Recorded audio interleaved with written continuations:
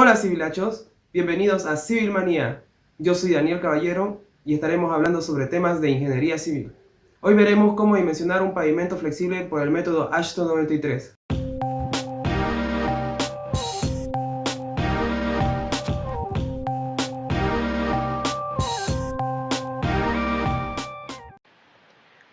Tenemos el siguiente ejercicio.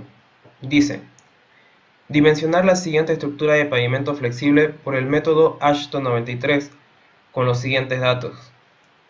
W18, 7,5 por 10 a la 6, que son ejes de 8,2 toneladas.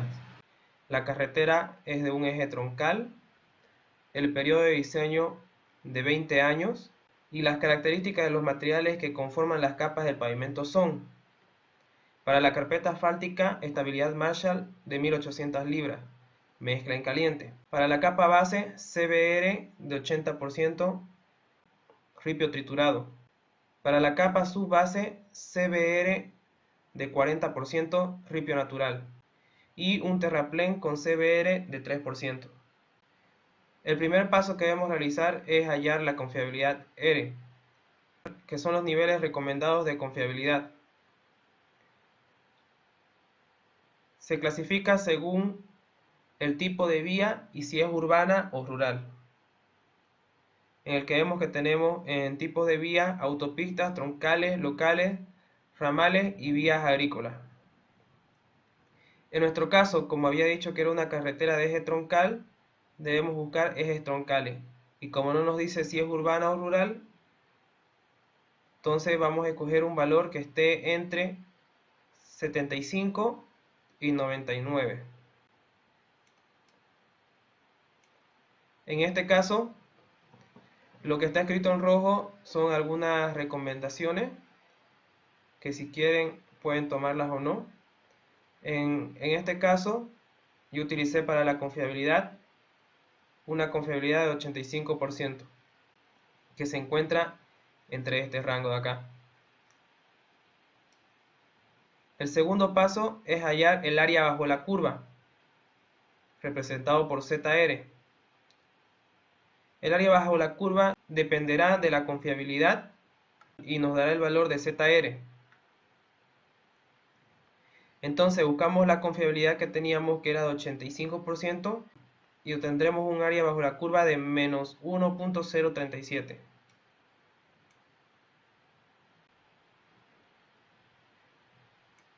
El tercer paso es hallar la desviación estándar. Esta dependerá de la condición de diseño. Si hay variación de la predicción en el comportamiento del pavimento, pero sin error de tráfico, la desviación estándar será de 0,25.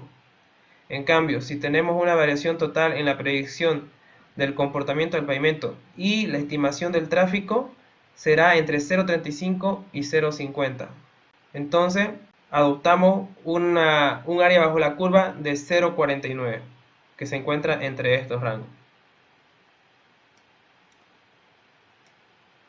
El cuarto paso es determinar el delta PCI, que es la diferencia, como dice aquí en la fórmula, es la diferencia entre la servicialidad inicial y la servicialidad final.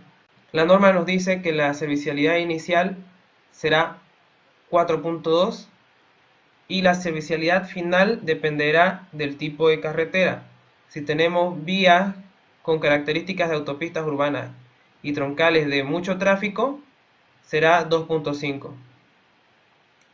Para vías con características de autopistas urbanas y troncales de intensidad de tráfico normal, así como para autopistas interurbanas, será de 2.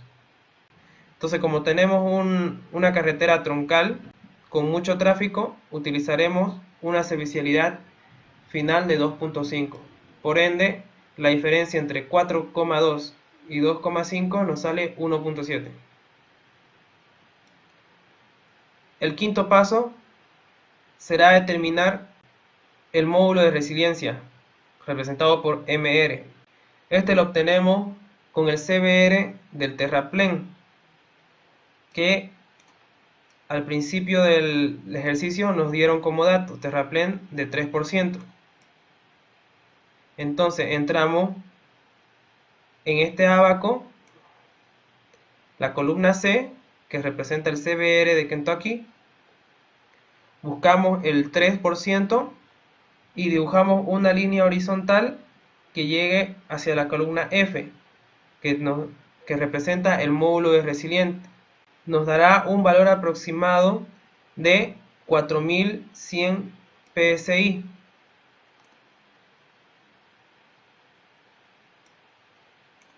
El sexto paso es determinar el número estructural SN, que se puede determinar por dos métodos, por el ábaco o por la fórmula. El ábaco nos dará un valor aproximado. Entramos con la confiabilidad R, que teníamos que era del 85%. Pasamos por la desviación estándar, que era de 0,49. La línea tiene que llegar y descansar en esta línea de descanso.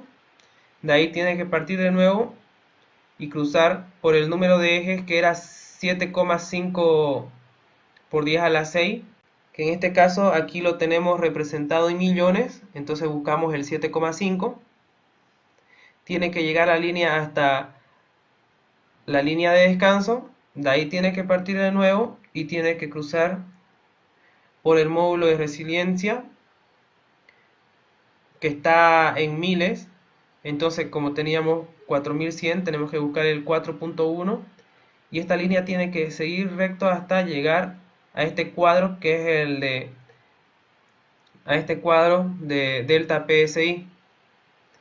Una vez llegamos a este cuadro, trazamos una horizontal hasta alguna de estas curvas que represente el delta PSI que teníamos. Como teníamos 1.7, entonces la horizontal llegará hasta en medio del 1.5 y del 2. Y luego bajamos verticalmente y obtendremos el valor del número estructural, que en este caso nos sale aproximadamente 5.5.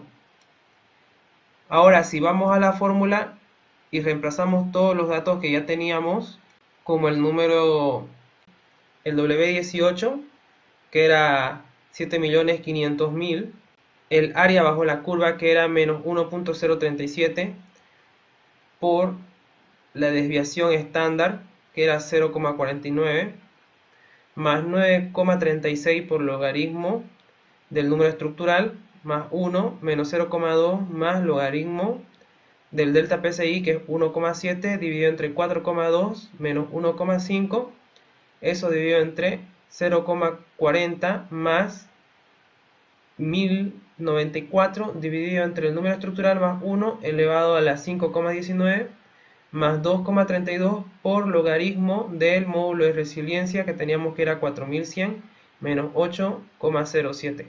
Nos da el número estructural de valores exactos, que sería 5,664. Ahora vamos al paso número 7, que es determinar los coeficientes de aporte estructural de cada capa. Empezamos con la carpeta asfáltica, que la representamos con A1. Entramos a la columna de estabilidad Marshall de este ábaco y trazamos una horizontal hacia la columna de coeficiente estructural de la capa 1, A1, que nos dará un valor aproximado de 0,41 o 0,42. Entonces ese valor lo colocamos acá. Vamos al siguiente ábaco, que es para la capa base, que se representa con A2. Lo mismo, buscamos la columna que diga que es CBR, porque tenemos ese dato, y el dato es un CBR de 80. Entonces buscamos el número 80, trazamos una horizontal hacia la columna que diga que es el coeficiente estructural A2, y nos saldrá un valor aproximado de 0,135 o 132 en este caso. Vamos a al siguiente ábaco, que este representa a la capa subbase A3. También sirve para la capa subrasante mejorada A4, que en la norma americana no contempla una subrasante mejorada A4, sino que solo contempla hasta la capa subbase A3. Y este abaco también sirve para usarlo con suelo cal. Ahora, esta capa subrasante mejorada A4 es una capa que en algunos países la ocupan, aumentándola o añadiéndola a esta norma para economizar un poco más en lo que sería el material, ya que este es un material de menor CBR y al implementar una capa más de menor CBR reduce el espesor de las capas superiores, que al ser de mayor CBR también tienen mayor precio. En este caso, el pavimento que estamos analizando solo tiene, o el pavimento que estamos diseñando solo tiene hasta la capa subbase A3. Entramos a la columna CBR, buscamos el CBR de 40, trazamos una horizontal hacia la columna que dice coeficiente estructural A3 y nos da un valor de 0,12. Tenemos un abaco más, que este abaco sirve para suelo cemento. Sirve para cuando el material es suelo cemento y se utiliza en la capa base A2 y en la capa subbase A3. Una recomendación es que la resistencia de este suelo cemento no debe ser mayor a 25 kilogramos sobre centímetro cuadrado porque se hace muy rígida y se fisura. Entonces, en caso que tuviéramos alguna capa que sea de suelo cemento, entraríamos a este abaco, buscamos la resistencia, entramos a la columna que dice PSI con la resistencia del suelo cemento y trazamos una horizontal hacia esta columna que dice coeficiente estructural A2 o también podría ser A3. En este caso nuestro pavimento no cuenta con ninguna capa de suelo cemento, entonces no utilizamos este abaco. Vamos al paso número 8, que es determinar el coeficiente de drenaje, que dependerá del porcentaje del tiempo durante el cual la estructura de pavimento está sometido a condiciones de humedad cercanas a la saturación, y también dependerá de la calidad de drenaje de la base o subbase. En coeficiente de drenaje no se toma en cuenta la carpeta asfáltica, ya que esta tiene que ser impermeable, entonces no tiene coeficiente de drenaje. Determinamos el coeficiente de drenaje para la capa base y subbase dependiendo del lugar donde vamos a diseñar la carretera. En este caso vamos a diseñar en un lugar donde tanto la calidad de drenaje de la capa base como de la subbase es buena, y nos encontramos en un lugar donde el tiempo durante el cual el pavimento está sometido a condiciones de humedad cercanas a la saturación es más del 25% anual. Entonces sería 1. Colocamos 1 para el coeficiente de drenaje de la capa base y 1 para el coeficiente de drenaje de la capa subbase. Vamos al paso número 9, que es determinar los espesores mínimos D1, que corresponde a la carpeta asfáltica, y D2, que corresponde a la capa base. Estos espesores mínimos dependerán del número de ejes W18 que tenemos para el diseño. En nuestro caso era 7.500.000, entonces vamos donde dice mayor a 7 millones y la tabla nos indica que para la carpeta asfáltica será el espesor de 10 centímetros y el espesor de la capa base será de 15 centímetros. Entonces obtenemos esos dos datos.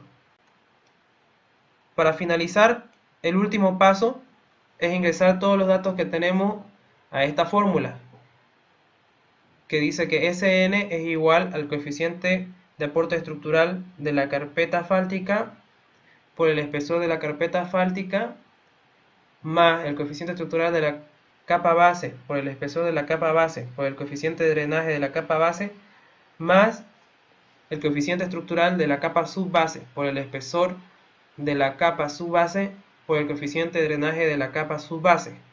En caso de que tengamos subrasante mejorada, agregamos esta parte más a la fórmula, que en nuestro caso no es así. Entonces nosotros solo vamos a tomar en cuenta desde Sn hasta el coeficiente de drenaje de la subbase. tenemos todos estos datos, el dato que necesitamos encontrar o despejar es el espesor de la capa subbase. Algo que tenemos que tomar en cuenta es que al ingresar los datos a esta fórmula, es que todos los espesores tenemos que colocarlos en pulgadas. Entonces, al despejar de 3, tenemos que el espesor de la capa subbase sale 69 centímetros.